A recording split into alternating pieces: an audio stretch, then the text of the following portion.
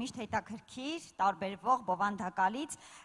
մենք հիմա ունենալու ենք մի քանի շատ հետաքրքիր զեկույց, կայուն զարգացումը որպես տեխնոլոգիական զարգացման արդյունք, տեխնոլոգիաների դերը հանքարդյունաբերությունում եւ դրա սահմաններից դուրս, քանի որ մշտապես զարգացող ոլորտ է հանքարդյունաբերությունը, պետք է անշուշտ քայլի ժամանակի հետ համընթաց եւ չառընչվել նորագույն տեխնոլոգիաներին իհարկե անհնար է։ Եվ հիմա զեկույցների հետ կապված կարող ենք նշել, թե ովքեր են այն մարդիկ, ովքեր պատրաստել են շատ կարևոր եւ գեղեցիկ զեկույցներ, թույլ տվեք մեր առաջին խոսնակին ներկայացնել։ Թերենս Սրաբ Օրցլան, կանադական Հայաստանի հանքարդյունաբերական միջազգային պալատի համահիմնադիր, ինչպես նաեւ ոլորտի փորձագետ, հանքարդյունաբերության եւ մետաղների աշխարհի ապագա միտումները։ Ահա հենց այս թեմայով մենք կտեսնենք եւ կլսենք զեկույցը։ Շնորհակալություն։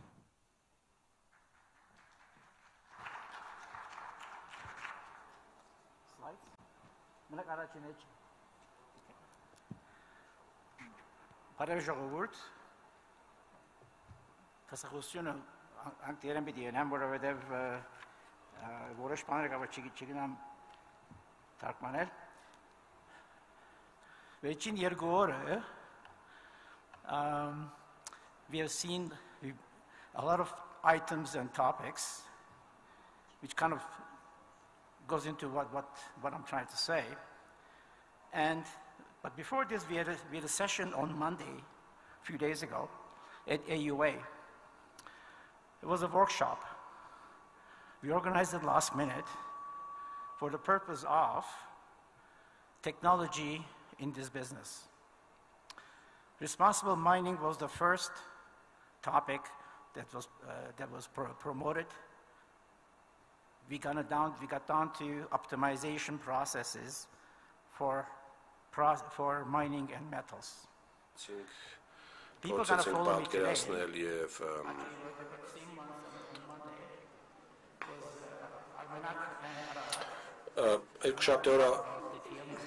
Իդեպ Արմենակն ու Արարատը խոսեցին նաև, խոսի այսօր պոչամբարների մասին, նյութերի կառավարման, նյութերի կառավարումը իհարկե չափազանց կարևոր թեմա է եւ կարող եմ ասել նաեւ որ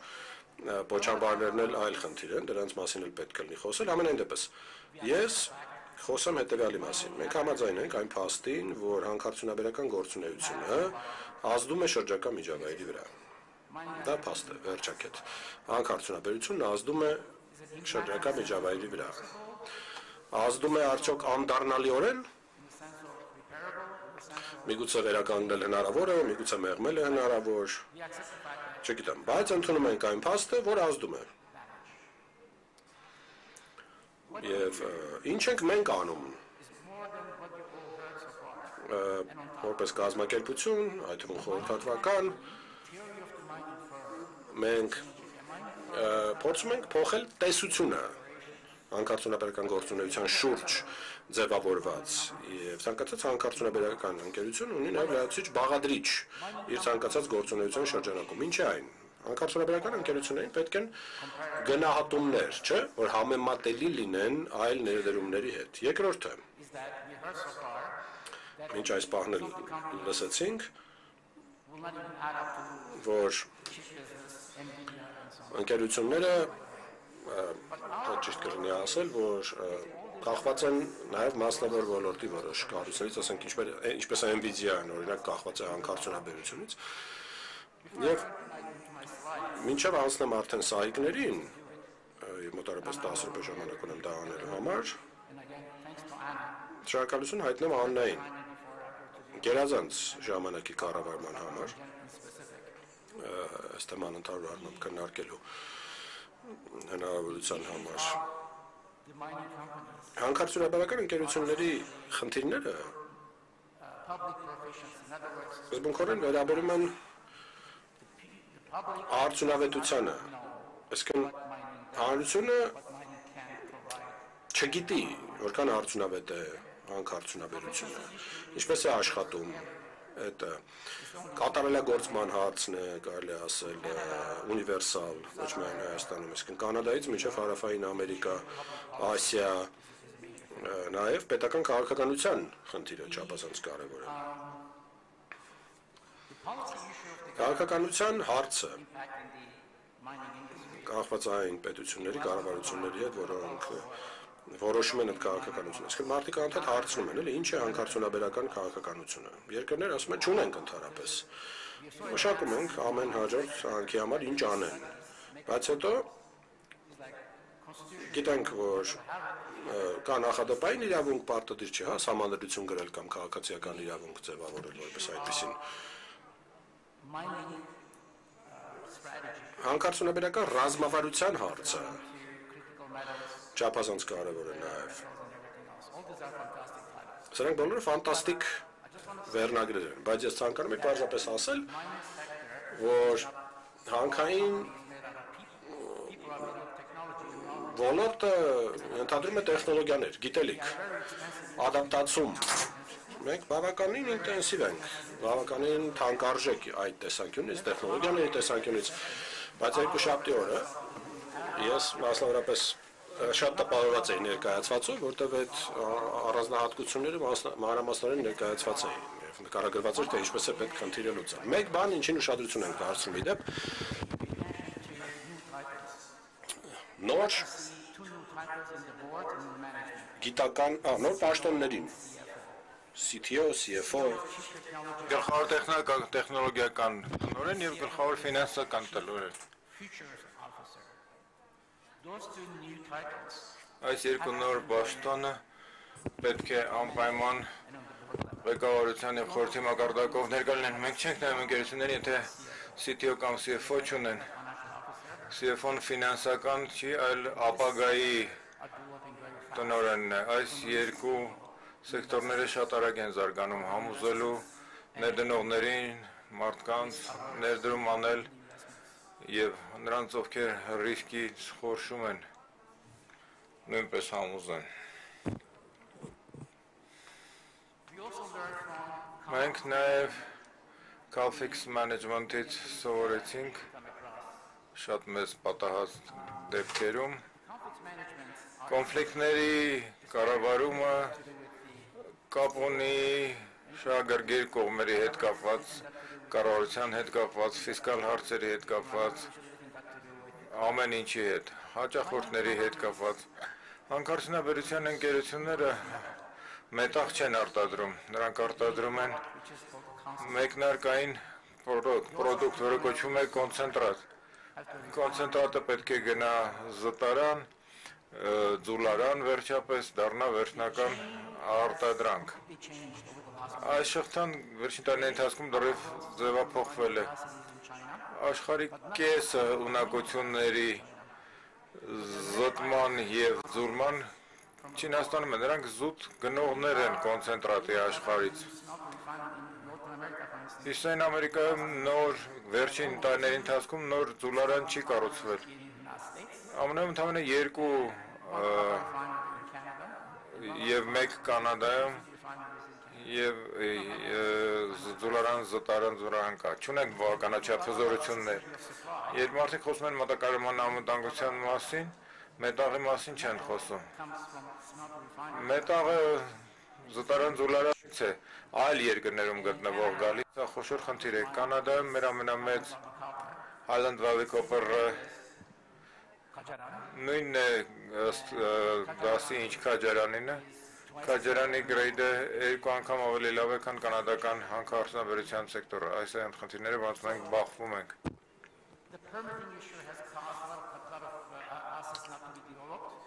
Շատ ակտիվներ չեն զարգացել սրա պատճառով եւ արդյունքում թույլտվություններ են պետք, որպեսզի շարունակեն ընթացք տալ պրոյեկտներին։ Մի քանի բան, որ պետք է իմանալ, մեկը հետեւյալն է։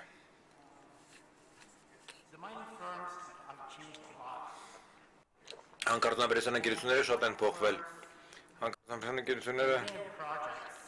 երբ պրոյեկտներ են անում, սա եւ լավ լուր ունի եւ վատ լուր իր մեջ։ Վատ լուրը այն է, որ թույլտվություններ են պետք։ Լավ լուրը այն է, որ կան պրոյեկտներ։ Ռեսուրսների խնդիրը պիտի ասեմ աշխարհում չկա, բավական ռեսուրսներ կան ամենի համար։ Պրոբլեմը հզորություն ունենալն է այդ արտադրանքը տալու։ Օրինակ վերցնենք մի տարածված մետաղ պղինձ։ Հաջորդ պրոյեկտը ըստ էության հարավային Ամերիկայում են։ Եթե նայենք Չիլի, Արգենտինայի քարտեզներին, սահմանը նրանց միջև, բոլոր պղնձի հանքերը չիլիական կողմում են։ Արգենտինայի կողմում ոչ մի հանք չկա, բայց շատ հետախուզված հայտնաբերված պաշարներ կան։ Կարելի է վերցնել արգենտինական ցանկացած 4 հայտնագործված պաշար 80-100 միլիարդ դոլարով կարելի է դրանք շահագործել եւ իսկական կառավարության մեջ ավելցուկի, բայց դրանք 4000 մետր բարձրության վրա են գտնվում, ջուր չկա, ենթակառուցված չկա։ Ջուրը Խաղաղ օվկիանոսից պետք է վերցվի, բայց դրա օրինակ Չիլիում արդեն կա։ Էսկոնդիլան հայտնաբերվել է մոտ 25 տարի առաջ եւ այսօր վերջին 10 տարուց նրանք ջուրը Խաղաղ օվկիանոսից են վերցնում։ Դա ամենամեծ ինքնարժեքի տողն է մեկ միավորի հաշվարկով հանքարդյունաբերության գործողությունների։ Այսինքն գնալով ավելի խրթին են դառնում պրոցեսները, ենթակառուցվածքային պահանջները, ջուրը, հոսանքը եւ այս ամենը, տրանսպորտն էլ հետը, գնալով ավելի մասշտաբավորվում են, ավելի թանկ են դառնում։ Իսկ օպերացիոն շահագործման պարամետրերի ամենաէժան ձևը հանքարդյունաբերության եւ էներգիայի նույնն է։ Գրավիտացիան պետք է 1 տոննա հանքանյութ արտադրելու համար։ Օրինակ բերեմ, գնալով ավելի շատ ինչքան որ ավելի շատ փլուզմամբ հանքերը գործարվեն, այնքան ավելի շատ վթարներ կլինեն։ Վերջի օրինակները Ինդոնեզիայում գրավիտացիան է, ամենամեծ աշխարհի պղնձի հանքներ, նրանք բաց հանքահանությամբ 4000 մետր խորությամբ փոսեր են փորձում, այնտեղ 12 միլիմետր տարեկան տեղումներ են գալիս, ամիսը 1 միլիմետր, եւ այնտեղ շարժվել էր պատերը եւ դա դադարեցրել էր գործունեությունը։ Կառավարությունը ստրեսի տակ կանգնավ գործազրկության բերումով եւ նրանք ընկերությանը ստիպված ասացին դադարեցնել շահագործումը։ Սրապես Blood caving կոչվածը Մոնղոլիայում նույնպես նույնը տեղի ունեցավ Blood caving-ը շատ հեշտ չի, շատ երկար տարիներ են պահանջում պատրաստելու համար։ Այսինքն պոնզի գները ավելացել են, շահագործման ինքնարժեքը ավելացել է, ավելի թանկ են նստում եւ շուկայում ընդունվածությունը ֆինանսավորման համար հանքարդյունաբերության նույնպես հաջորդ մեծ խնդիրներից մեկն է, որին պետք է անդրադառնալ անկախ ամեն ինչից։ Այլ օրինակները ներառնում են Եթե նայենք ընկերություններին, դուք տեսնում եք ոսկու, պղնձի գներ, մետաղների համար տարբեր գներ են, ամբողջ փռված կա։ Կախված նրանից, թե ինչ տարածքում, ինչ աշխարհագրության համար, ինչ գին է ստանում, շատ դժվար է դառել արժեք վերագրել ընկերություններին։ Դրա համար ընկերությունների կապիտալիզացիան հիմա ցածր է։ Տարիներ առաջ Coca-Cola-ի շուկայական արժեքը աշխարհի բոլոր ոսկե ընկերություններից առավել էր։ Այսօր Nvidia-ն է։ Մյուս հարցերը հաջորդ սլայդը կարելի է թերթել։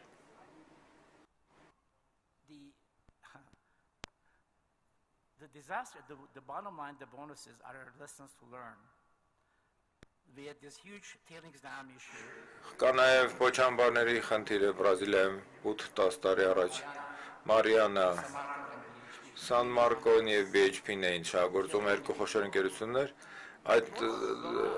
աղետից շատ մարդ զոհվեց, շատ լավ էր արել, բայց պատվարները փոչամբարների ինժեներներն են կառուցում, այլ ոչ թե այն ընկերությունների կողմից, որոնք ինժեներ են վարձում դա կառուցելու համար, արդյունքում խնդիրներ են լինում փոչամբարների հետ։ Այդ հարցը պետք է լուծել տեխնոլոգիական մոտեցումները շտկելով։ Այլ օրինակներ ներառնում են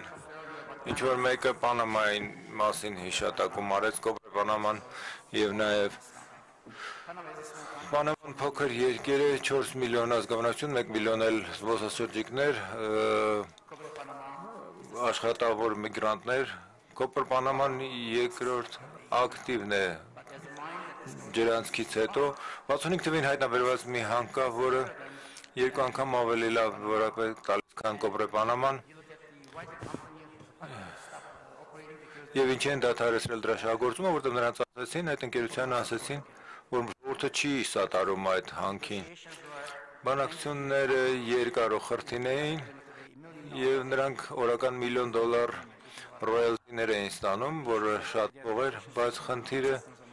ընդունվածության աստիճանն էր հանքարդյունաբերության որպես այդպեսին տվյալ հանքի կիրառությամբ։ Մալին եւ Կոնտորի օրինակը $1 միլիարդ նրանք ստացան։ Մալի զինվորական խունտան ասեց դադար գործել ուղղաթիռ ուղարկեցին, ոսկին վերցրեց փոսի մեջտեղից, թողեց գնաց 100-200 տոննա ոսկի, հիմա մենեջմենտը փոխվեց, Կոմտորը, Ղրղստանի ոսկին նրանք մտան տարածքը, կոմպյուտերային կոդերը տվեցին օդակայանում, վերցրին ոսկին, ճիշտ գաղտնաբառերը նշեցին փաստաթղթերում եւ կոմպյուտերում եւ թողեցին գնացին ոսկին հետները։ Սա խոշոր հարց է դառնում։ Եթե մենք դիտում ենք հանքերը մի փոքրինչ այլ կերպ, քան սովորական հասարակությունը, բնապահպանական խնդիրները հաշվի են առնում, բայց Լոնդոնում շատ ավելի ընդգրկուն են խոսակցությունները այդ մասին։ Մենք հիմա կուզենք Արմենակին ու Արարատին կներկայացնեմ այս ամենի մասին խոսելու երկու կարևոր թեմա՝ Պոչամբարներ եւ material sending։ Շատ շնորհակալություն հաշվառության համար։ Շնորհակալություն։ Եվ կխնդրենք մեր հաջորդ բանախոսին բեմ բարձրանալ Սարգիս Քելյան, Երևանի Պետական Համալսարանի Աշխարհագրության եւ Երկրաբանության ֆակուլտետի դեկան, կրթությունը որպես ոլորտի կայուն զարգացման հիմք։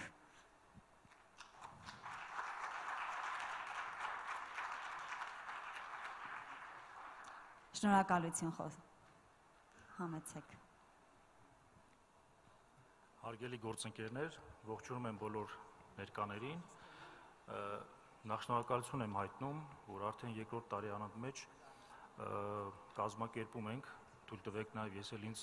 կազմակերպիչների մեջ, այսպես ներառել եւ նմանատիպ կարևոր միջոցառում, որը իմ կարծիքով շատ բավականին կարևոր եւ կարևոր հարթակ է ոլորտի նմանատիպ քննարկումների համար, ինչ որտեղ նաև խնդիրների բարձրաձայնման եւ այդ խնդիրներին լուծումներ տալու այդ թվում նաև կփորձեմ շատ կարճ ներկայացնել առհասարակ կրթության վերաբերյալ մեր տեսլականը, որովհետեւ հանքարդյունաբերության ոլորտի թիրախային կրթություն մատուցող կրթական հաստատությունները կարծես այդքան էլ շատ չեն։ Երևանի Պետական Համալսարանի մեր ֆակուլտետը, Պոլիտեխնիկական ինստիտուտը եւ ակադեմիայի մեր գիտական պոտենցիալը գործընկերները, որոնք ինչ որ չափով փորձում ենք որպես հենասյուն ապահովենք, ոլորտի համար, եւ ես շատ կարճ կփորձեմ ներկայացնեմ կրթության մեր տեսլականը։ Տեսեք, բոլորս խոսում ենք կրթության կարեւորության մասին, նույն տրամաբանությամբ փորձում ենք մեր երեխաներին տալ լավագույն կրթության եւ այլն։ Ինքս ինձ կամ հռետորական հարց եմ հնչեցնում, արդյոք հաշվի առնելով արդի զարգացման միտումները, տեխնոլոգիական դարաշրջանը, արդյոք բարձրագույն կրթությունը մեզ անհրաժեշտ է։ Եվ միանգամից ես իմ հարցի պատասխանն եմ տալիս, նշված մեթոդոլոգիաներով հնարավոր է ձեռք բերել հմտություն, ինչ որտեղ գիտելիք, փորձառություն, բայց ոչ երբեք կրթություն։ Այդ դեպքում ինչու՞մ է խնդիրը, որ կրթության, այդ կապված խնդիրը դեռ մնում է այսպես գլոբալ մեծ խնդիր։ Մեր ֆակուլտետի օրինակով շատ կարճ կփորձեմ ներկայացնեմ կրթության մեր տեսլականը։ Առհասարակ մեր տեսլականն է ապահովել առաջադեմ համապարփակ կրթություն, որը կնախապատրաստի ուսանողներին ժամանակակից աշխարհի մարտահրավերներին եւ կխթանի ուսման հանդեպ սերը ողջ ընթացքում։ Ընդհանրապես առաջին կուրսից մենք ուսանողներին իմ եւ մեր թիմի այսպես մոտեցումն է ուսանողին սովորեցնել մտածել։ Ինչ է նշանակում մտածել։ Համալսարանական պատերիստներ ուսանողը կարիք ունի վերաարժևորելու իր կատարած ընտրության մասին, մասնագիտական ընտրության մասին, հասկանալու թե ինքը որտեղ է գտնվում եւ իհարկե գնահատելու իր ընտրված կրթությունը եւ առհասարակ կարծիք հայտնելու ապագայում արդեն ոլորտի խնդիրների մասին։ Այսպես շատ կարճ մի հատ ուրեմն վիդեո եմ պատրաստել, որը հայտնի YouTube-ից հանած վիդեո է, կարծեմ շատերդ նաև կարող տեսած լինեք, ինքը շատ կոնկրետ դիպուկ օրինակ է եւ մենք լսարանում փորձում ենք նաև ուսանողներին այս մոտեցմամբ, այսինքն ապահովել լիարժեք կրթությունը, ես խնդրեմ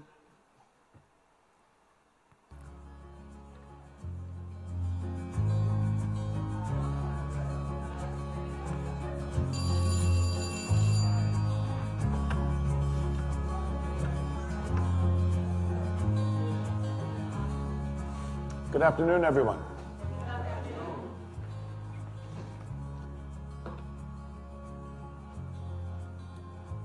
We all have this one life to live, a fleeting shadow amongst all that exists in this vast universe. We have the ability to accomplish anything, truly anything, if we use our time wisely.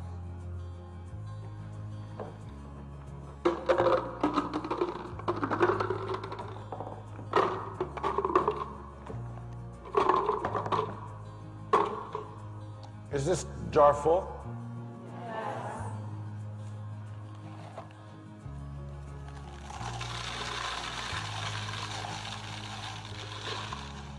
And is it full now? Yes.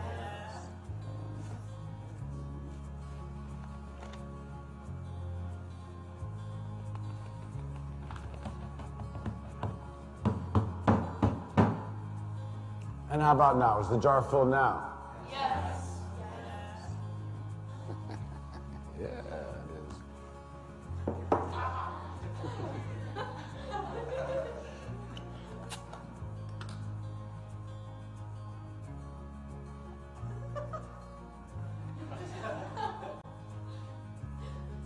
Now, I want you to recognize that this jar represents your life.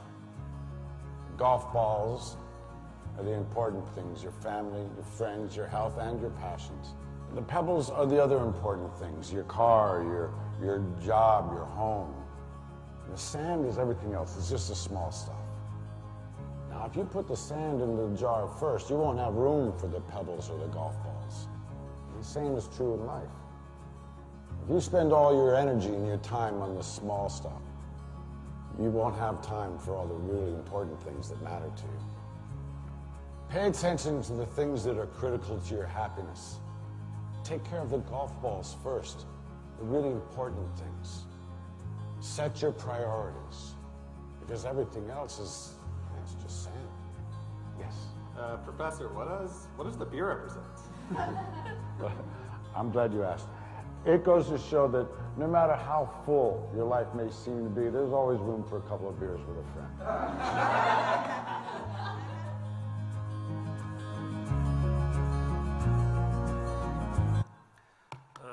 Կարծում կոմենտ անելու կարիք չկա, ուղղակի այդ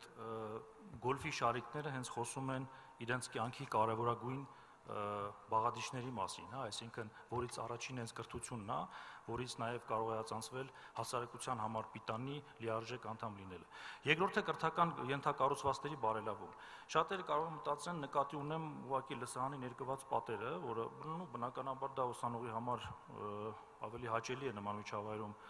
սովորել, բայց խոսքս միայն դրա մասին չէ։ Բարեկարգված ենթակառուցվածքներ ասելով նկատի ունեմ այն ինտերակտիվ մեթոդները, որոնք ուրեմն կարելի է կիրառել արդյունավետ ուսումնական process կազմակերպելու համար։ Բերեմ մի քանի օրինակներ, մասնավորապես ֆակուլտետի 90-ամյակի շնորհիվ, 90-ամյակին մեր գործընկերների շնորհիվ Լիդիան Արմենյան, Հայկ Ալուան հիմնադրամից, կարելի ասել այսպես ֆակուլտետին նվիրաբերեցին, կառուցեցին գեոինովացիոն կրթական լսարան, որտեղ կազմակերպվում են ֆակուլտետի հիմնական միջոցառումները։ ոչ միայն իրականացում է ուսումնական process, այլ նաև հրավիրում են ֆակուլտետի շրջանավարտներ եւ հանդիպում են կազմակերպում ուսանողների հետ, փոխանակում են մտքերով, դասախոսություններով, տրեյնինգներով եւ այլն։ Երկրաբանների օրվան ընթരാճ մեր գործընկեր Նոր գեոընկերությունը կառուցեց ֆակուլտետում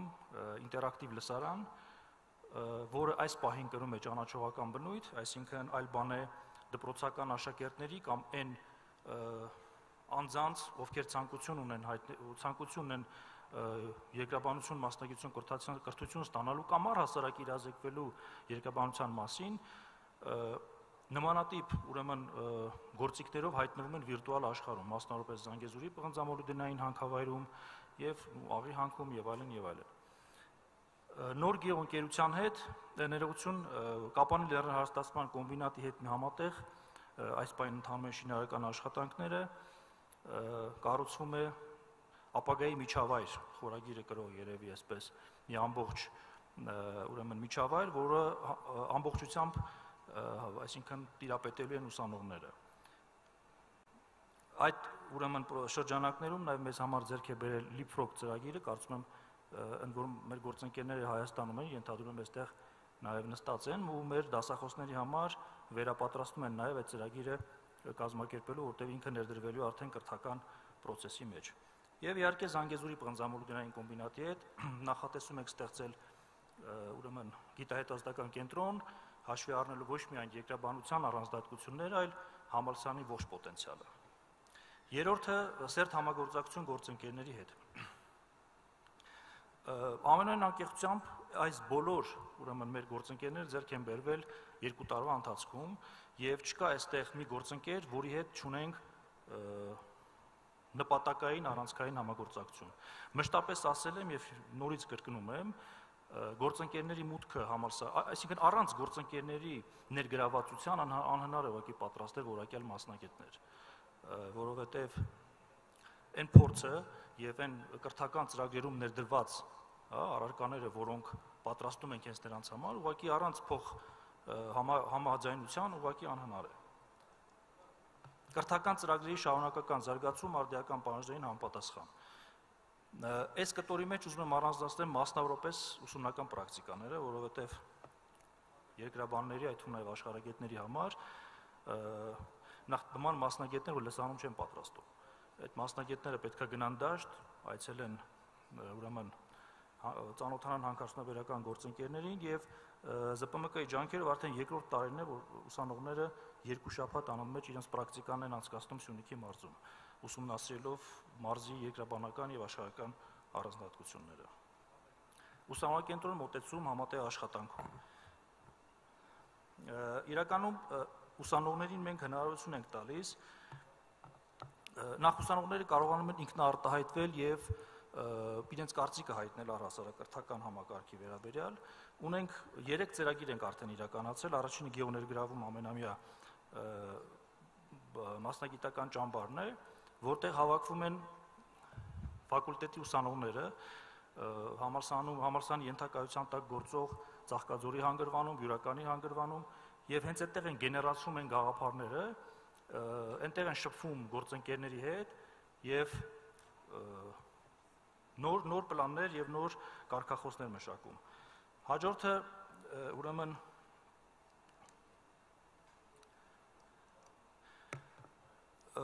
այս ուրեմն ամռանը եւս Զանգեզուրի պղնձամոլուդենային կոմբինատի ջանքերով կազմակերպվեց Պատանի երկրաբան ամառային ճամբարը Սյունիքի մարզի աշակերտների համար 3 օր այդ նպատակներ հասարակությանը, այսինքն աշակերտներին իրազեկել մասնագիտության մասին եւ բավական հետաքրքիր ուրեմն նախադեպ ունեցանք 40 ուրեմն մասնակիցներից աշակերտներից այսպես կարելի է վստահաբար ասել արդեն իրենց ուսումը շարունակելու են ֆակուլտետում գրեթե կեսը ընդ որում մշտական կապը իրենց հետ ապահովում է ֆակուլտետի հետ ինչ ունենք արդյունքում հարգելի գործընկերներ 100% ընդունելություն նախ նշեմ որ երկրաբանություն մասնագիտությամբ հետաքրքրվածությունը բավականին նվազել էր, որովհետև անցած տարի, այսպես թվեր ասեմ, ունենք 0 դիմորդ։ Այս տարի արդեն պատկերը փոխված է 100% ընդունելություն, կարծում եմ դա ի հաշիվ այն գործողությունների, որոնք ես ներկայացրեցի։ Սոցիալական խնդիրներից ձեր ուսանողներն ու այստեղ տեխնիկական վրիպակ կա, խոսքը գնում է նրա մասին, որ սոցիալական խնդրի պատճառով ֆակուլտետում չկա որևէ ուսանող, որ ինքը դուրս կմնա կրթական համակարգից, ելի հաշիվ գործընկերների։ Մասնագիտական աշխատանքների ապահովում շրջանավարտների համար ավարտական կուրսի ուսանողները չունեն կարիերայի խնդիր, 100%-ով ապահովված են մասնագիտական աշխատանքով եւս ի հաշիվ գործընկերների։ Կայուն կապ շրջանավարտների եւ մասնագիտական համայնքի միջև, գործընկերների վստահություն եւ շարունակական համագործակցություն եւ բնականաբար բավարարվածություն կատարված աշխատանքից։ Այսքանը, շնորհակալ եմ։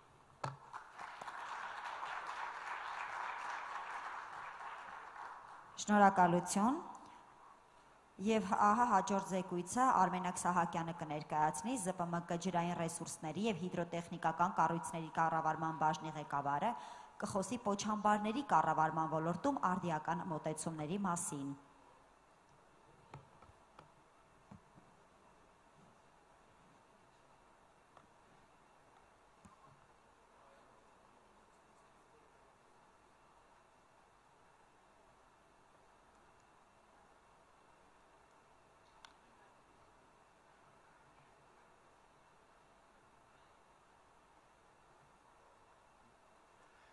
Բարև ձեզ, շնորհակալություն հարթակ տրամադրելու համար։ Այսօր փորձենք մի փոքր խոսել պոչամբարների եւ կայուն զարգացման շրջանակներում պոչամբարների կառուցման տեխնոլոգիայի մասին եւ նրա մասին, թե այսօր ԶՊՄԿ-ն ինչպիսի տեխնոլոգիա է փորձում ներդնել պոչամբարների կառուցման եւ ամրաբեռի կառուցման աշխատանքներում։ Կարծում եմ ներկաներից բոլորի համար գաղտնիք չի այն հանգամանքը, որ այսօր կրիտիկական մետաղների պահանջարկը աշխարհում զարգանում է եւ այն իր պիկին հասնելու է մոտավորապես 2040 թվականին, սակայն արտադրության, հանքավայրի արտադրության տեմպերին զուգահեռ ավելանում է նաեւ պահանջարկը եւ պահանջարկին բավարարելու բավականին լուրջ խնդիր կա ու պահանջարկի զարգացմանը զուգահեռ այսօր արդեն սկսել է մեծ քանակությամբ եկեղեցական հետախուզական եւ դրա հետախուզական աշխատանքների իրականացում Օրինակ 2022 թվականին մոտավորապես 2200 կազմակերպություն ներդրել է մոտավորապես 13 միլիարդ դոլար զուտ եկեղեցական հետախուզական աշխատանքներ իրականացնելու համար։ Եկեղեցական հետախուզական աշխատանքների իրականացման արդյունքում ձևավորվել են նոր հանքավայրեր, այդ նոր հանքավայրերը հանձնվել են շահագործման, իսկ նոր հանքավայրերի շահագործման հանձնված հանքավայրերը իրանցից բերելու են նոր պոչամբարների կառուցման, իսկ արդեն իսկ գոյություն ունեցողների դեպքում այդ պոչամբարների ընդլայնման եւ մեծացման, որոնք որ հիմնական մարտահրավերները կարող են հանդիսանալ, քանի որ ինչպես գիտեք, քանակի հետ կապված նաեւ մեծանալու է հնարավոր ռիսկերը կապված պոչամբարների կայունության, դրանց փլուզման եւ այդ ռիսկերի կառավարման հետ։ Կոնկրետ պղնձի հետ կապված, մենակ կանխատեսումներն այնպիսին են, որ առաջիկայում յուրաքանչյուր տարի մոտ 2 կիլոմետր քառակուսի մեծանալու է պոչամբարների մակերեսները մենակ պղնձի արդյունաբերության արդյունքում ձևավորող պոչանքը տեղադրելու համար։ Նայեք ներքևի գրաֆիկում ցուցադրված է վերջի տարիներին տեղի ունեցած ստատիստիկան պոչամբարների փլուզման։ Եթե նայեք վերջի տարիներին կախված պոչամբարների քանակի աճով, այդտեղում նաև տեղի ունեցել պոչամբարների փլուզման աճ եւ այսօր գլխավոր մարտահրավերներից այն է, որ անհրաժեշտ է կառուցել այնպիսի պոչամբարներ, որոնք համապատասխանում են ինչպես միջազգային ստանդարտներին, մասնավորապես GISTM եւ ICOLD, այնպես էլ տեխնիկական տեսանկյունից լինեն կիրառելի եւ հնարավոր իրագործելի։ Եթե նայեք հիմնական խնդիրը դա այն է, որ պոչամբարները գնալով դառնում են ավելի մեծ, իսկ ավելի մեծ պոչամբարը իրենից բերում է ավելի բարդ ինժեներական տեսանկյունից կառուցվածքների կառուցման։ Բարդ կառուցվածքները իրենցից պահանջում են զգալի քանակի մեծ հողային աշխատանքներ եւ համապատասխան որակական տեսանկյունից նյութ պոչամբարների պատվաների կառուցման համար։ Դատարկ ապարները, որոնք ձևավորվում են հանքաքարի արտադրման ժամանակ, հնարավոր է օգտագործել որպես պոչամբարի կառուցման նյութ, բայց ոչ միշտ է դա ողջամիտ։ Այլ տեղամասեր, որտեղից հնարավոր է իրականացնել շինարարական նյութի արտադրում, իրենից ենթադրում է հավելյալ շրջազդեցություն շրջակա միջավայրի վրա, եւ այս ամեն ինչի հանրագումարում անհրաժեշտ է նվազեցնել հնարավոր տարածքը, որը որ զբաղեցնում են պոչամբարները, հնարավորության դեպքում իրականացնել վերաօգտագործում եւ այս ամեն ինչը համադրել բնապահպանության, սոցիալ եւ կառավարական իզրույթների հետ։ Վերադառնալով մեր իրականություն եւ վերադառնալով ԶՊՄԿ, մի փոքր ինֆորմացիա Արծվանիկի Պոչամբարի մասին, որը որ ԶՊՄԿ-ի 4-րդ Պոչամբարն է եւ այս պահին միակ գործող Պոչամբարը։ Այն գտնվում է Կապան համայնքում, Սյունիքի մարզ Հայաստանի Հանրապետություն, շահագործվում է ԶՊՄԿ-ի կողմից, շահագործման է հանձնվել 1977 թվականին։ Նախագծային բարձրությունը 985 մետր է, ներկա պահին Պոչամբարը գտնվում է 940 մետր բարձրության վրա ծովի մակարդակից, զբաղեցրած տարածքը 630 հեկտար, նախատեսում է տեղադրել եւս 238 միլիոն մետր խորանարդ պոչանք։ Պոչամբարը տիպը վերընթաց կամ upstream, հիմնական ենթակառուցվածքը դա ջրահեռացման համակարգն է, հիմնական մարտահրավերները սեյսմիկ կայունություն, երկարաժամկետ կտրվածքով համապատասխան ծավալ պոչանքի տեղադրման համար, հիմնական ուղղությունները այս պայմանավորության, որը ԶՊՄԿ-ն որդեգրել է իր զարգացման ռազմավարության շրջանակներում, դա Պոչամբարի ամրաբեռնում, հիդրոցիկլոնավորում պոչանքի, դրենաժային համակարգի բարելավում եւ մոնիտորինգային համակարգի թարմացում։ Վերջերս ավարտվեց առաջի փուլը, երկրորդ փուլը դեռ ընթացքի մեջ է գտնվում Պոչամբարի պատվարի կայունության գնահատման մասով։ Պոչամբարի կայունության գնահատումը կատարել է միջազգային Night Peace ընկերությունը։ Հիմնական մեթոդիկան, որի վրա հիմնված է եղել Պոչամբարի կայունության գնահատումը, դա վերջավոր տարերի մեթոդն է, որը հիմնված է եղել CPT կամ static եւ SPT կամ դինամիկ զոնդավորման արդյունքներով, ինչպես նաեւ դրանց ստացվում իրականացված լաբորատոր փորձերի արդյունքների վրա, որպես սեյսմիկ ազդեցություն ընտրվել է 0.43G գրունտի հնարավոր առավելագույն արագացում, որը համապատասխանում է 10000 տարվա կրկնելիության ժամանակահատվածին։ Կայունության գնահատման արդյունքները ցույց են տվել, որ ստատիկ երկարաժամկետ հեռանկարում, դրենացված պայմաններում Պոչամբարի պատվարի կայունության գործակիցը բարձր է պահանջվող միջազգային ցուցանիշներից, մասնավորապես ICOL-ի պահանջներից, կարճաժամկետ չդրենացված կայունության պաշարի գործակիցը ցածր է միջազգային պահանջվող ցուցանիշից, իսկ հետսեյսմիկը նույնպես ցածր է պահանջվող ցուցանիշից։ Սակայն այստեղ կարևոր հանգամանք, որ մեր Հայաստանի Հանրապետությունում գործող նորմատիվային փաստաթղթերով պահանջվող ցուցանիշները զգալի ցածր են, քան թե միջազգային փաստաթղթերով պահանջվող կայունության պաշարի գործակիցները, ԶՊՄԿ-ն որդեգրել է քաղաքականություն համապատասխանել ոչ միայն Հայաստանի Հանրապետության ստանդարտներին, այլ նաև միջազգային, մասնավորապես ICOL-ի ուղեցույցի պահանջներին։ Հիմնական ռիսկերը, որոնք որ կան, դա Պոչանքի հեղուկացման հնարավորությունն է, այն հանգամանքը, որ Պոչամբարը գտնվում է բարձր սեյսմիկ գոտիում եւ համապատասխան քանակի դրենաժի ապահովումը։ Կայունության գնահատման արդյունքներում մեր կոնսուլտանտ կազմակերպությունը տրամադրել է իր առաջարկությունները, որոնք որ անհրաժեշտ է իրականացնել Պոչամբարի ամրացման եւ համապատասխան միջազգային ստանդարտների հետ ներդաշնակման համար, դա առաջին հերթին Պոչամբարի պատվարի ամրաբեռի կառուցումն է, երկրորդը դա դրենաժային համակարգի եւ մոնիտորինգային համակարգի թարմացումը, ինչպես նաեւ այդ ամեն ինչի հանրագումարային ներդաշնակեցումը ICOL-ի ստանդարտների հետ։ Մասնավորապես ամրաբեռման մասով նախատեսում է իրականացնել ամրաբեռ Պոչամբարի վարընթաց շեպի, նախատեսում է շեպի ամրաբեռն իրականացնել ինժեներական տեսանկյունից մշակված նյութով, բարձրությունը կազմելու է 30 մետր, լայնությունը 500 մետր, ընդհանուր ծավալը 65 միլիոն մետր խորանարդ։ Շինարարական մատերիալը կարող է լինել ինչպես դատարկ այնպես էլ խոշոր հատիկաչափական կազմ ունեցող պոչանքը կամ քարագրունտային ցանկացած այլ լիցք։ Շերտերը պետք է տեղադրվեն շերտարշերտ եւ տոփանվեն, հիմնական այն ինչ որ տալու է դա Պոչամբարի պատվարի կայունության բարձրացումն է։ Նախատեսում է տեղադրել նոր մոնիտորինգային համակարգ եւ այս ամեն ինչից զատ կա հիմնական ամենամեծ խնդիրը, որտեղից գտնել 65 միլիոն մետր խորանարդ ծավալով նյութ։ Այդ իսկ պատճառով մենք սկսեցինք ուսումնասիրություններ, առաջին հերթին հարցը, որը առաջացավ, արդյոք հնարավոր է օգտագործել դատարկ ապարներ, բայց հաշվի առնելով այն հանգամանքը, որ Պոչամբարը հանքից գտնվում է մոտ 40 կիլոմետր հեռավորության վրա, դատարկ ապարների տեղափոխումը եւ տեղադրումը դա եւ ողջամիտ չէ, քանի որ այն իրենից բերել է այլ ավելի մեծ ռիսկեր եւ ավելի մեծ ազդեցություն շրջակա միջավայրի վրա, հաշվի առնելով տեղափոխությունը,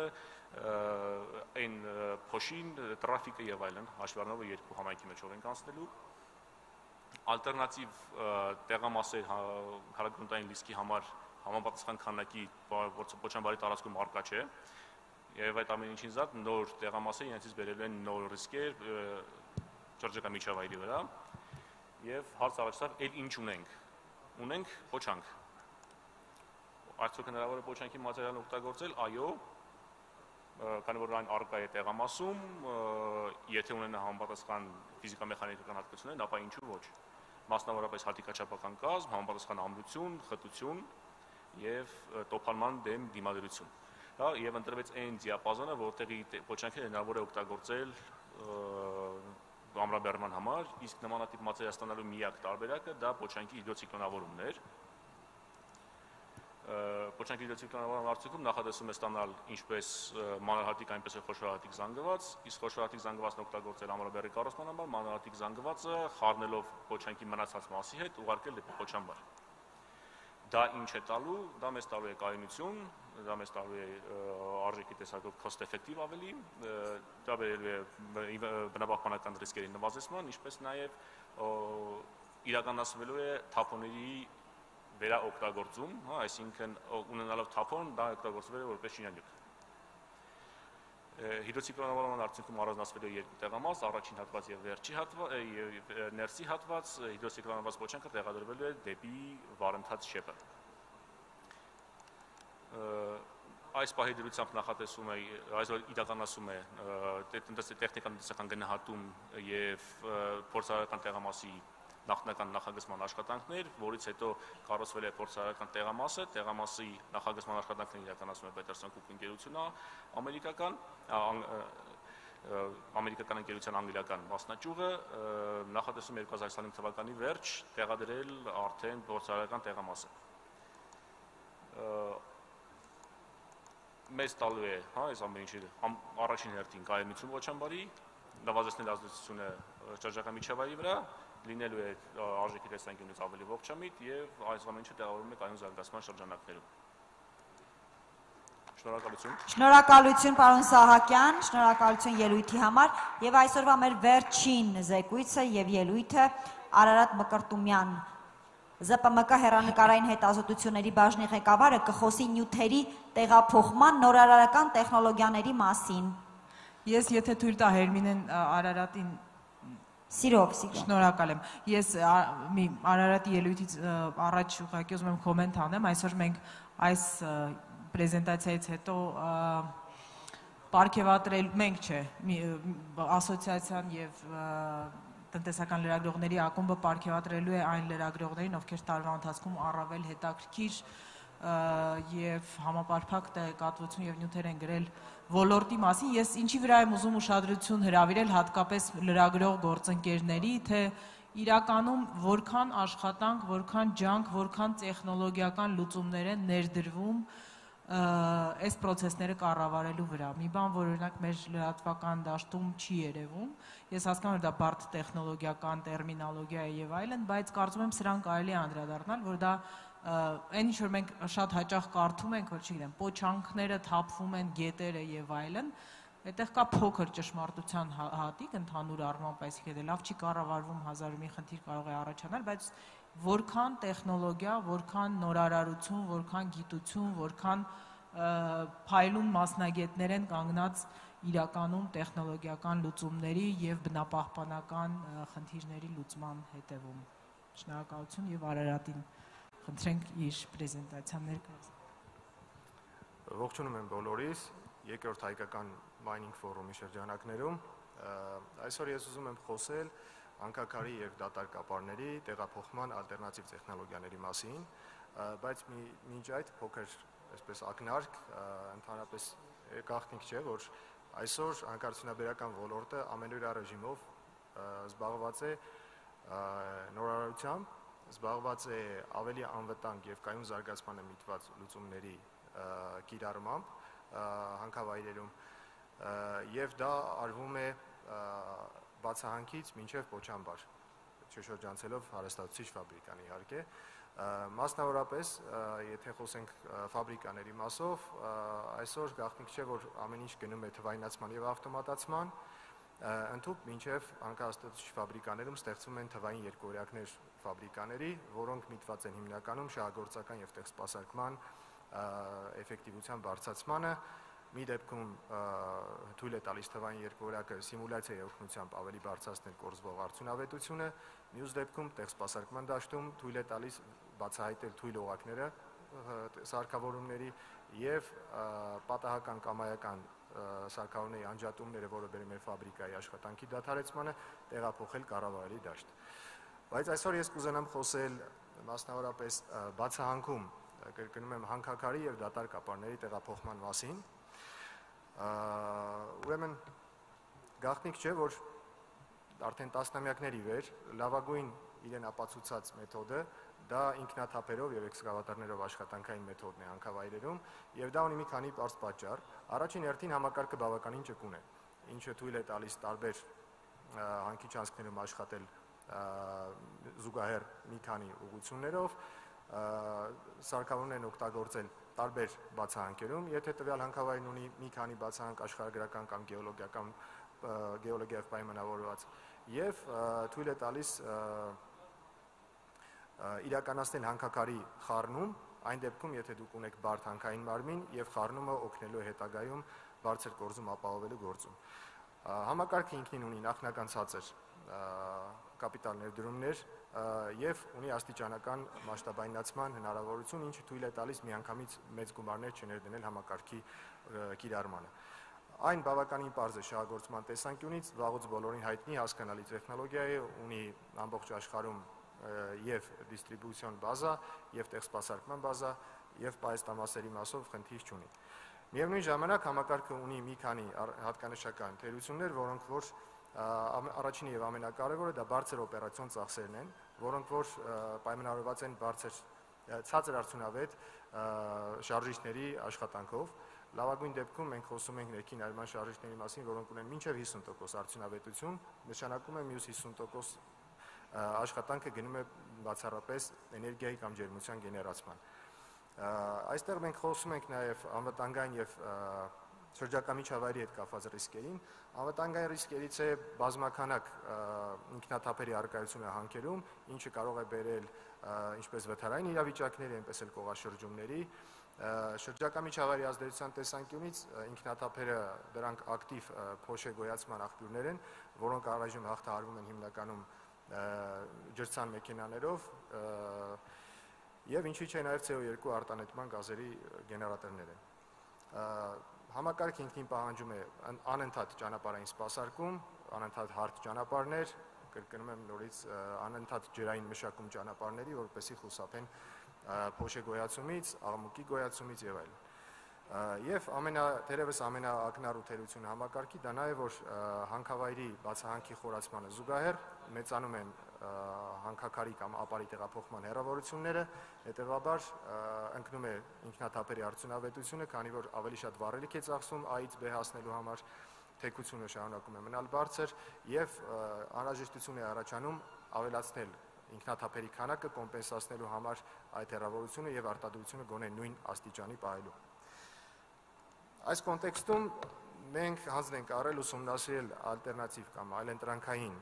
տեղափոխման համակարգերը եւ այսօր կուզենամ ներկայացնել դրանցից 4-ը։ Մասնավորապես առաջինը դա շատերին արդեն հայտնի impede crushing եւ conveying տարբերակն է։ Այս համակարգը նորություն չէ, արդեն օգտագործվում է մի քանի հանքավայրերում,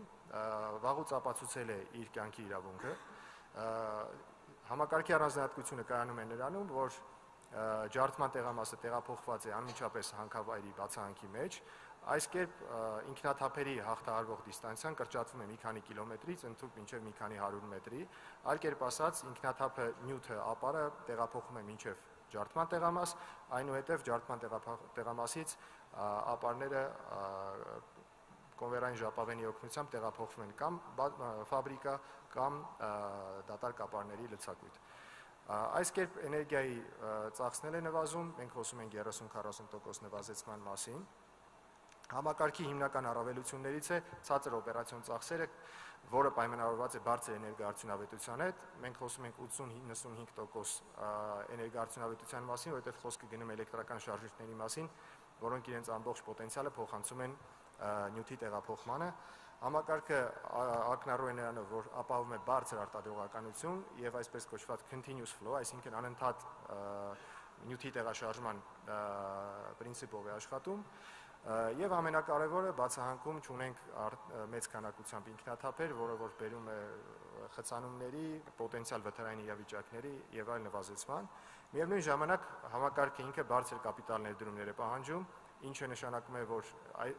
այս համակարգերը ներդրվում են հիմնականում հանքավայրերում, որոնք երկար կյանք ունեն կամ մեծ պաշարների բազա ունեն եւ հետգնման ժամկետը թույլ է տալիս ներդնել նման համակարգեր։ Համակարգի թերություններից է իր ցածր ճկունությունը, քանի որ համակարգը նախատեսված չէ տեղաշարժելու եւ հետագայում լեռնային պլանի փոփոխությունը, որը կարող է բերել նման համակարգի տեղափոխման, կբերի երկարաժամկետ համակարգի շարքից դուրս գալուն տեղափոխման հետ կապված։ Եվ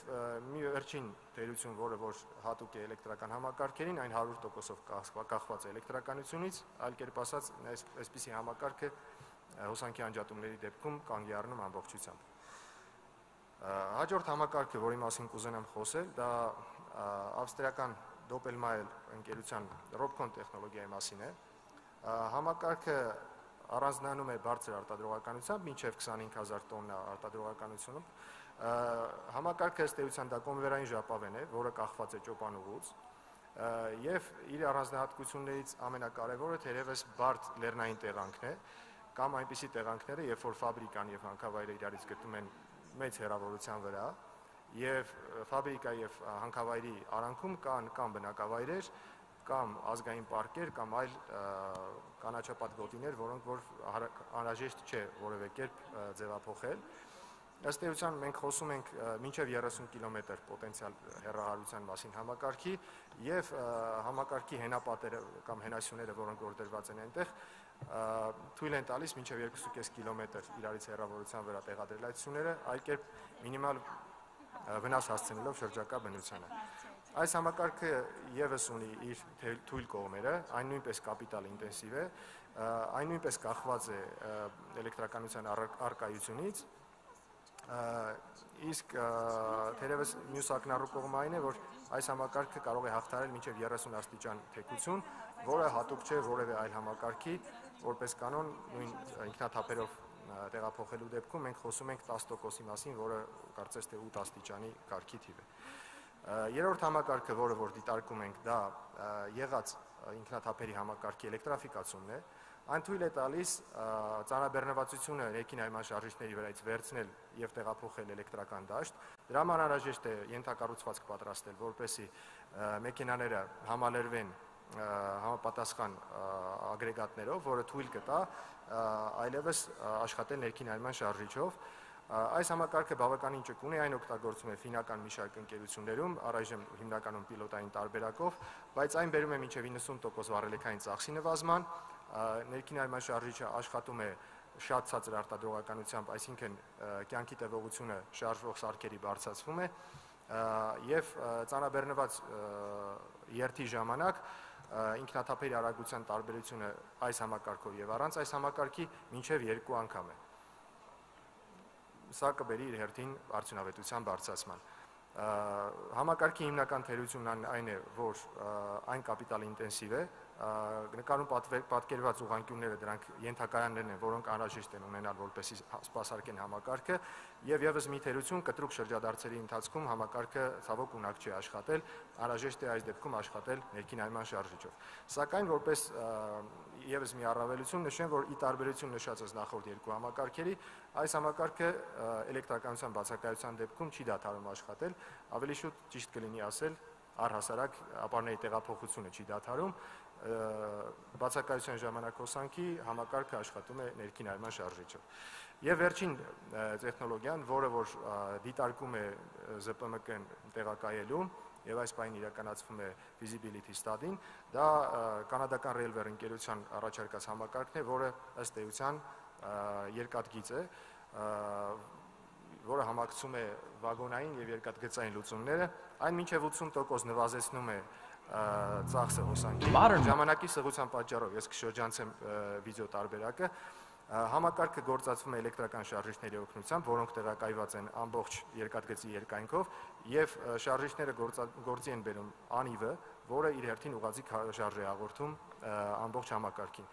Եվ 80% էներգախնայողություն ապահովում է նրա հաշվին, Քանի որ համակարգի շարժիչներն աշխատում են միայն այն ժամանակ, երբ մոտակա շարժակազմը մոտեցել է տվյալ շարժիչին, այլ պարագայում համակարգը հոսանք չի գեներացնում։ Հաջորդ անիմացիայում արտացոլված է, այսպես ասած, բեռնաթափման հանգույցը, տեսնում եք համակարգը բեռնաթափվում է, վերադառնում է ըստ էության նախնական դիրք,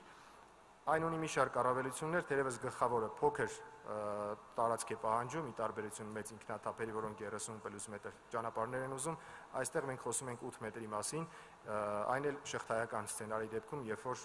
երկու երկաթգիծ է իրար զուգահեռ գնում, շատ փոքր շրջադարձիչ առավիղ ունի համակարգը, ինչը թույլ է տալիս նույնիսկ կրկնել ինքնաթափերի ճանապարհային տրայեկտորիան, այսինքն լրացուցիչ ինֆրաստրուկտուրալ ծախսեր եւ մակաբացում չի ենթադրում, համատության համար սովորական կոնվերային ժապավենի մոտ այս պարամետրը 400-ից 600 մետր է, մեր դեպքում առավելագույնը 35, սա բեռնման կետն է, զուտ նկար ինֆորմացիայի համար, սա մասնավորապես Քաջարյանի բացահանքում առաջիկա լեռնային պլանի հետ կապված անիմացիա է, որը թույլ է տալիս պատկերացնել, որտեղից է հիմնականում հանույթը իրականացվելու, իսկ ձախ անկյունում ընկած հատվածում դա մեր տեղամասն է, որտեղ մենք բարձելու ենք, տեղակայելու ենք ըստ էության դատարկ ապարները։ Ես փորձում եմ արագ, որովհետև ժամանակային մասով այստեղ թերևս ամենակարևորը կարմիրով նշված հատվածն է, ուրեմն նախնական հաշվարկի արդյունքում պարզ է դառնում, որ 180 տոն տարողությամբ ինքնաթափի տարեկան վառելիքի ծախսը համարժեք է տարեկան 45 միլիոն տոննա արտադրողականությամբ Railware համակարգի էներգոծախսին։ Եվ թերևս երկու թերություն, որ կուզենամ առանձնացնեմ, բացի բարձր կապիտալ ծախսերից ներդրման, առաջինը ինքը տեխնոլոգիան համարվում է ավելի քիչ հասունացած այն իմաստով, որ աշխարհում տեղադրված է 6-7 հանքավայրերում, մեծամասամբ պիլոտային մինչև 1000 տոննա արտադրողականությունով, որը իր հետ կարող է որոշակի գործառնական ռիսկերի բերել մասշտաբայնացման արդյունքում։ Եվ վերջին սլայդը, սա համեմատական առավելություններն են, համեմատած գործող ինքնաթափերի համակարգի այն մինիմում 2 անգամ ավելի արդյունավետ է օպերացիոն ծախսերի տեսանկյունից, ունի 90% գումարած հասանելիության գործակից, ինքնաթափերի դեպքում սա լավագույն դեպքում միջինում 85% է եւ նվազագույն պահեստամասեր եւ տեղսպասարկում է պահանջում, վերջերս եղել ենք Կազախստանում, 5 հոգանոց թիմով սպասարկում են այս տեսակ մեծ ինֆրաստրուկտուրան, այսպես ասենք։ Շնորհակալություն։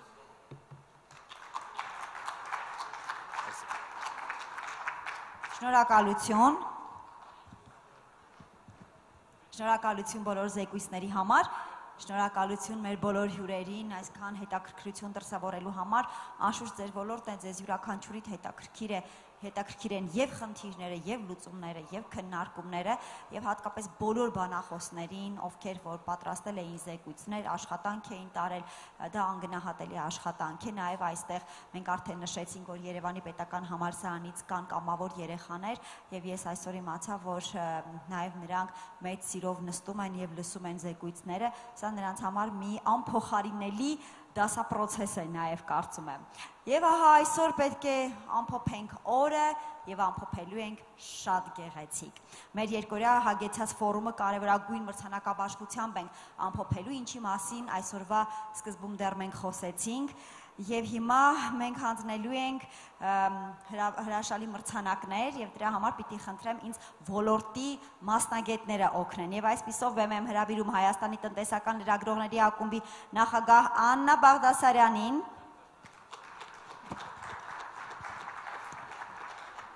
ինչպես նաև Հայաստանի հանքարդյունաբերության եւ մետալուրգիայի ասոցիացիայի նախագահի տեղակալ Սուսաննա Մարտիրոսյանին, բարձրախոսները ձեզ ինչպես է հարմար, այնտեղ հրաշալի եւ հիմա մրցանակաբաշխության ամբողջ հատվածը ձեր գլխավորությամբ կխնդրենք անցկացնեք, շնորհակալություն։ Շնորհակալություն, բարև ձեզ աշխատաժողովի սիրելի մասնագետներ, սիրելի լրագրող գործընկերներ։ Տնտեսական լրագրողների ակումբի եւ հանքագործների եւ մետալուրգների միության համատեղ կազմակերպված լրագրողական մրցույթը այսպիսի կարևոր եւ պատասխանատու միջոցառման շրջանակներում ընդգրկելը խոսում է այն մասին, որ ոլորտը իրոք կարևորում է հրապարակային խոսքը, լրագրողական վերլուծությունները ինչը բնականաբար բերելու է ոլորտի վերաբերյալ հասարակության վստահության ավելացմանը։ Արդեն 3-րդ տարին անցկացվող այս մրցանակաբաշխությունը մեզ թույլ է տալիս վերլուծել եւ հասկանալ, թե լրատվական դաշտի վերաբերմունքը ինչպիսին է ոլորտի նկատմամբ եւ նաեւ գիտելիքների դինամիկան ինչպիսին է։ Եթե առաջին 2 տարիներին հիմնականում լրագրողական մեր մոնիտորինգը դուրս էր բերում մեծ մասամբ պաշտոնական լրահոս,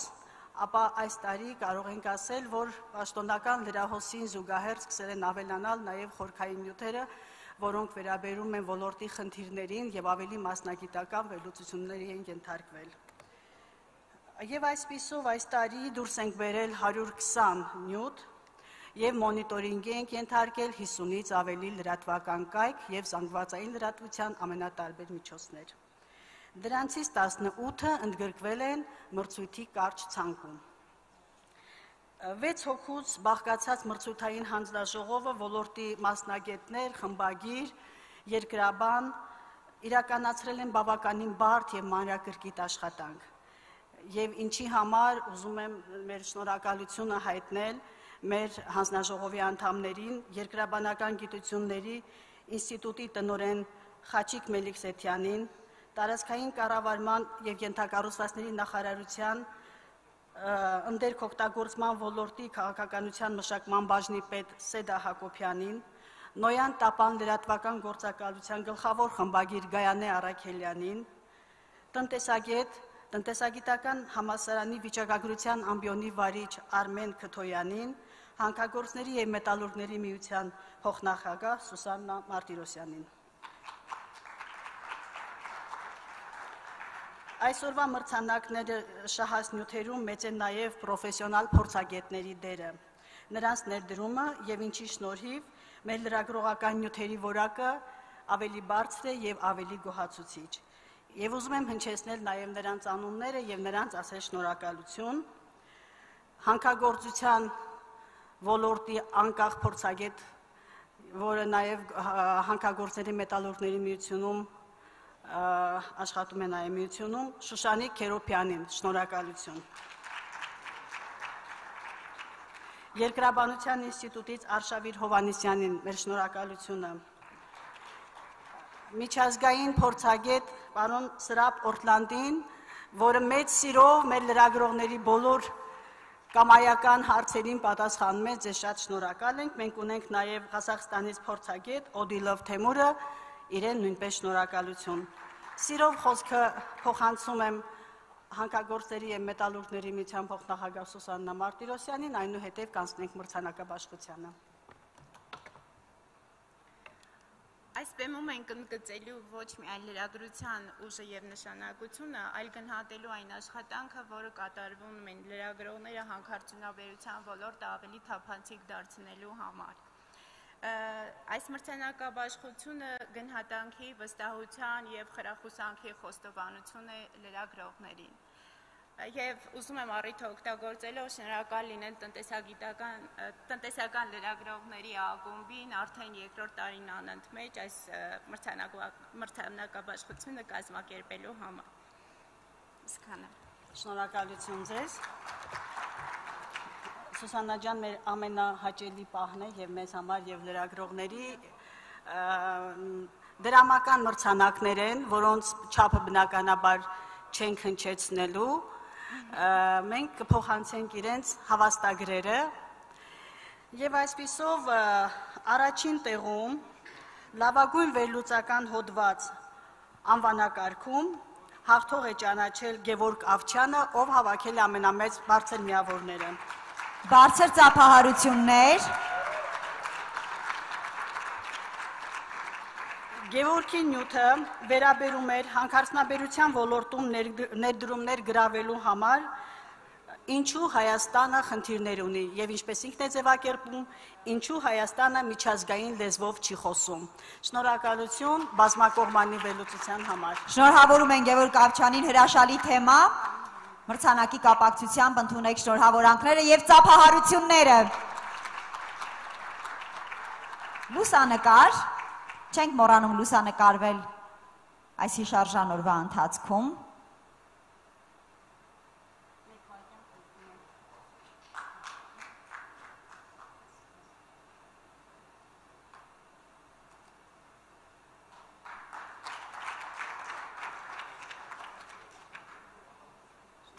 Շնորհակալություն, շարունակում ենք մրցանակներ հանձնել Mining Armenia Forum 2025 թվականի ընթացքում սիրելի լրագրողներին կատարած աշխատանքի համար։ Mining Armenia 25-ը նաև տարբերվելու է նրանով, որ այստեղ ավելի շատ թեմատիկ եւ խորքային նյութեր կան։ Կրկնում եմ դա, որովհետեւ նաև մենք ենք դրանից շատ ուրախացել եւ այստեղ ասեմ ձեզ, որ մեզ բավականին շատ այսպես գիտելիքների ձեռքբերման հարցում այսպես ճնշում են գործադրել, պիտի խոստովանեմ, Աննան Սաղաբալյան եւ Արայիկը։ Եվ մենք խելոք ենթարկվում ենք դրան եւ շնորհակալ ենք իրենց այդ աջակցության համար։ Խնդրում եմ ընդգծեք, որ մենք բոլորովին չենք խառնվել ոչ ընտրությանը, ոչ նախընտրությանը, ոչ բնականաբար, այսինքն մենք նյութերի մասին իմացել ենք ուղղակի վերջում, որ սրանք հաղթողներն են։ Բնականաբար մրցույթին դուք չեք խառնվել, բայց ամբողջ տարվա ընթացքում լրագրողների հետ աշխատելու, իրենց թեմաների հարցում օգնելու, բանախոսների հարցում օգնելու աշխատանքները առանց ձեզ հնարավոր չի լինի, Տիկին Սաղաբալյան, այնպես որ համեստություն մի արեք, շնորհակալ ենք։ Իսկ մրցույթը բնականաբար, անկեղծ ասած, մենք մի քանի ոլորտների հետ արել ենք մրցույթներ եւ անաչառությունը իսկապես մեր սկզբունքն է։ Հակառակ դեպքում իմաստ չունի դա անել եւ հակառակ դեպքում դա չի կարող կրկնվել տարիներ շարունակ։ Ինչևէ, անցնենք երկրորդին, երկրորդ մրցանակը լավագույն տեսանյութ անվանակարգում հաղթող է ճանաչվել Արմենիա հեռուստատեսության լրագրող Նաիրի Մուրադյանի վերականգնվող էներգիան եւ կանաչ տեխնոլոգիաների ներդրումը հանքարդյունաբերության ոլորտում նյութը։ Նաիրի նյութի մասին շատ կարճ ասեմ, վերաբերում է ամուսարին եւ Նաիրի նյութը առաջին նյութն էր, որտեղ գիտեք, ես շատ հարգում եմ մեր բնապահպաններին, բայց բնապահպանը եւ բնապահպանական ակտիվիստը պիտի տարբերել իրարից եւ Նաիրին արել է դա։ Այս նյութում բնապահպանական ակտիվիստին զուգահեռ խոսել են երկրաբաններ եւ այն միֆերը, որոնք երբեմն տարածում են մեր գործընկեր բնապահպանները, լրագրողական օբյեկտիվ խոշորացույցի տակ իրենք քննության չեն դիմանում եւ երկրաբանները կարողացել են պատասխանել այդ միֆերին։ Շնորհակալություն Նաիրի, շատ շնորհակալություն աշխատանքի համար։ Լավագույն տեսանյութ անվանակարգ, բարձր ծափահարություններ եւ մեր շնորհավորանքը լուսանկարի մասին չենք մոռանում։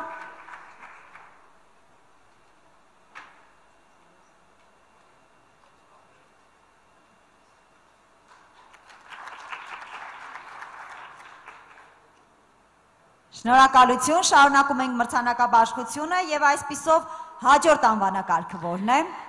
Երրորդ անվանակարգը, որը ըստ հավաքած բալերի ենք, այսպես ասած առանձնացրել, երրորդ տեղը կիսել են լավագույն հետաքննություն անվանակարգում Factor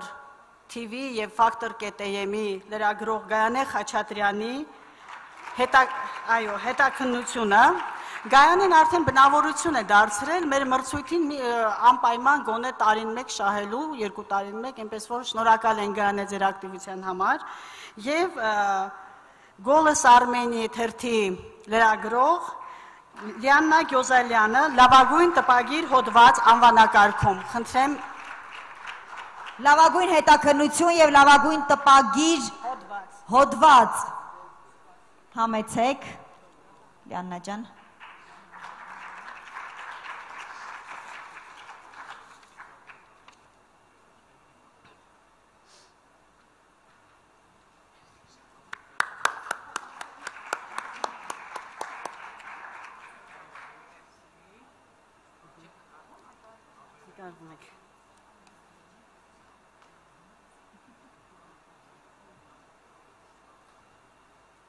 Ծափահարություններ մեր մրցանակակիրներին, որովհետև սա մի ամբողջ տարվա աշխատանքի արդյունք է, երբ նույնիսկ մեկ նյութը այնքան բովանդակալից է լինում ոլորտը լավ ուսումնասիրելու արդյունքում, որ իսկապես մրցանակի արժանի է լինում, եւ իսկապես այս ֆորումը նաեւ հրաշալի նյութ է հանդիսանում լրագրողների համար եւ որպես կրթության հիմք է հանդիսանում նաեւ, որովհետեւ շատ դեպքում միշտ չէ, որ ոլորտին ամբողջությամբ հնարավոր է տիրապետել եւ նաեւ նորությունների իմաստով այսօր բավականին շատ ինֆորմացիա կարելի է այստեղից ստանել եւ մշակել այդ նյութերը։ Բնականաբար շատ ճիշտ էր ձեր դիտարկումը, ինչի հետ միանշանակ համաձայն ենք, եւ այս մրցույթը ունի նաեւ մոտիվացնող տրամաբանություն, կրթելուն զուգահեռ նաեւ լրագրողները երբ գիտելիք ունեն, երբ կարող են ավելի համարձակ խոսել ոլորտի խնդիրների մասին, ունենում ենք այսպիսի լավ նյութեր եւ հաղթողներ։ Մեր վերջին անվանակարգը, որ արդեն ավանդույթ է դարձել, դա խրախուսական մրցանակն է։ Այստեղ մենք հաշվի ենք առնում լրագրողի հետաքրքրությունը եւ հետսետե աճը, գիտելիքների ավելացումը ոլորտի վերաբերյալ, թեմաների վերաբերյալ։ Անցած տարի հրապարակ օրաթերթի լրագրողներ, այս տարի կրկին հրապարակի լրագրողն է, բայց այլ լրագրող, Հայկա Ալոյան, խնդրում եմ Հայկա ջան։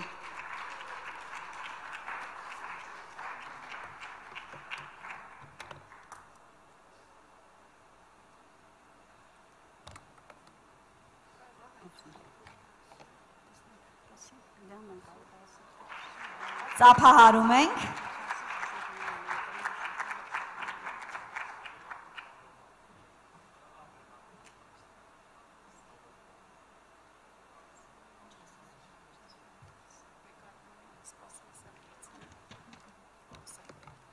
Շնորհակալություն եմ հայտնում կազմակերպիչներին, շնորհակալություն տնտեսական լրագրողների ակումբի նախագահին, մեզ ուղղորդելու համար, Տիկին Բաղդասարյանը միշտ մեր կողքին է, շնորհակալություն Արայիկին Մարգարյան, Տիկին Սաղաբալյանին, ԶՊՄԿ-ին, նաև որովհետև հաճախակի համագործակցում ենք, շնորհակալություն նաև ձեզ, շնորհակալություն, որ միշտ պատրաստ եք ամենաանհարմար հարցերին պատասխանել, շնորհակալ եմ համագործակցության համար։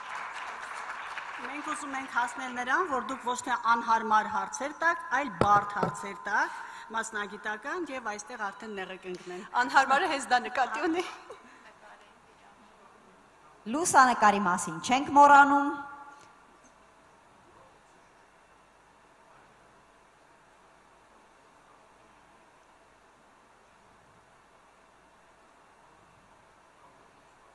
Շնորհակալություն։ Տիկին Մարտիրոսյան, Տիկին Բաղդասարյան, եթե ամփոփելու կարիք ունեք սիրով, իսկ եթե ոչ, ամփոփենք ընդհանուր ֆորումը։ Շնորհակալություն ձեզ ձեր կատարած աշխատանքի համար եւ լրագրողներին գնահատելու համար։ Իհարկե որևէ ոլորտ առանց լրագրողական աշխատանքի լուսաբանման պատկերացնելը բավականին բարդ է, այն էլ այսպիսի իրարամերժ կարծիքներ հարուցող ոլորտներ, որոնք միշտ չի, որ այնպես են լուսաբանվում, որ հանրությունը ստանա բավարար ինֆորմացիա ճիշտ գնահատականներ տալու համար։ Եվ իսկապես լրագրողական համայնքի հետ սերտ հարաբերությունները հանքարդյունաբերողների սա շատ կարևոր բան է եւ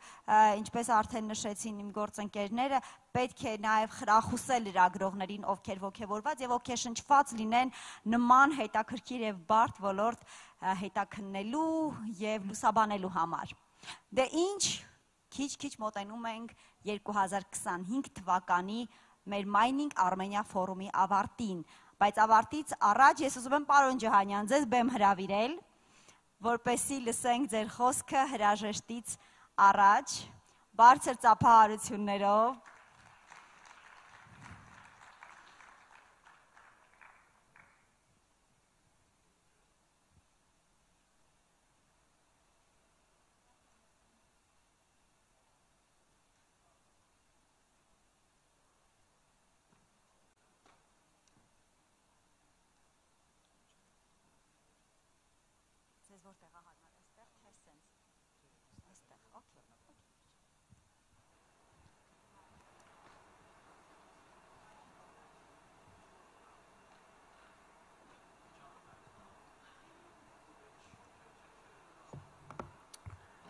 Սիրելի գործընկերներ, սիրելի հյուրեր, մասնակիցներ, կարճ կլինեմ, որովհետև բոլորս երևի հոգնած ենք արդեն, ուղղակի ես ուզում եմ կարճ շնորհակալություններ հայտնեմ բոլոր նրանց, ովքեր այսօր մասնակցեցին, օգնեցին կազմակերպել այս միջոցառումը, որովհետև իսկապես իմ կարծիքով շատ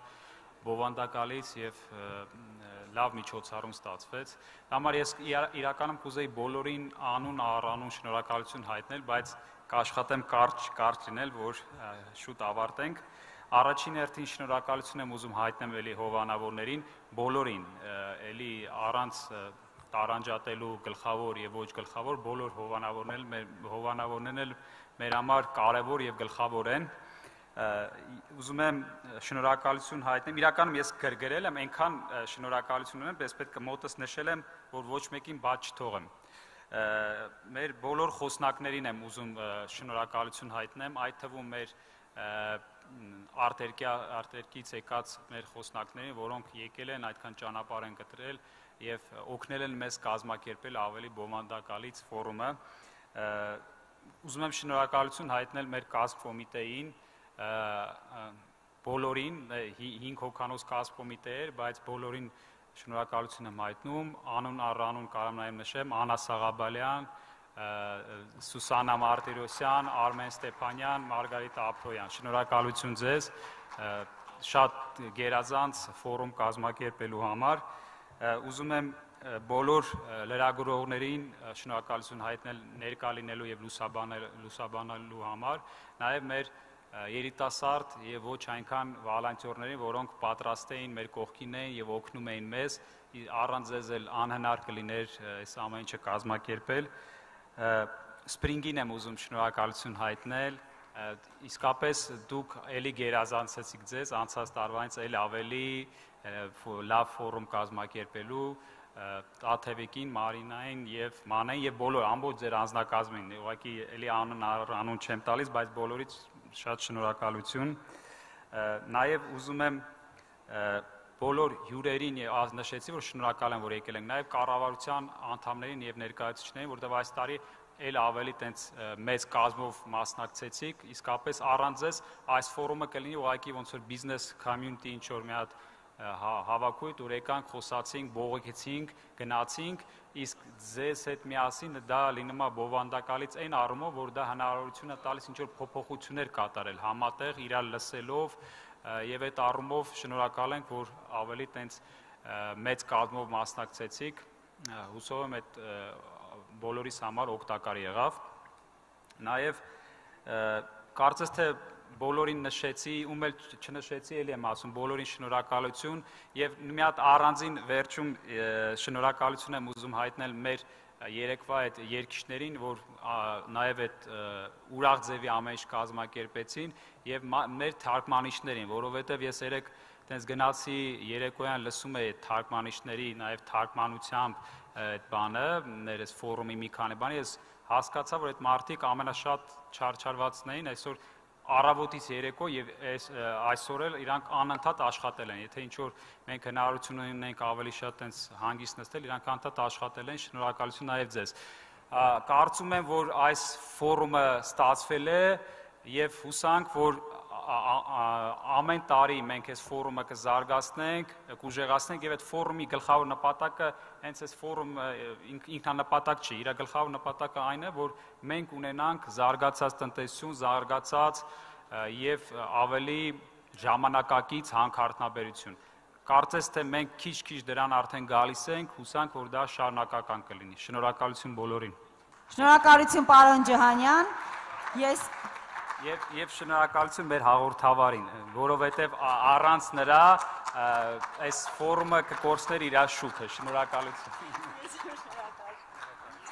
Ես իսկապես շնորհակալություն եմ ուզում ասել ամբողջ համայնքին այս բարդ ոլորտի մեջ ինձ մի փոքրիկ էլեմենտ դարձնելու համար արդեն երկրորդ տարին ես ուզում եմ մի փոքր անկեղծանալ, եթե կարելի է, անցյալ տարի ես մեծ վախեր ունեի, որովհետև սա մի ոլորտ էր, որը շատ հեռու էր իմ մասնագիտությունից, իմ հետաքրքրություններից, նույնիսկ մի փոքր այսպես բացասական վերաբերմունք կար, որովհետև կար հանրային կարծիք եւ այլն, բայց սա մի հրաշալի առիթ եղավ, որ ես անցյալ տարվանից ինձ համարում եմ համայնքի մի փոքրիկ հատված եւ այն քանակի գիտելիքը, որ ես ստացել եմ անցյալ տարվանից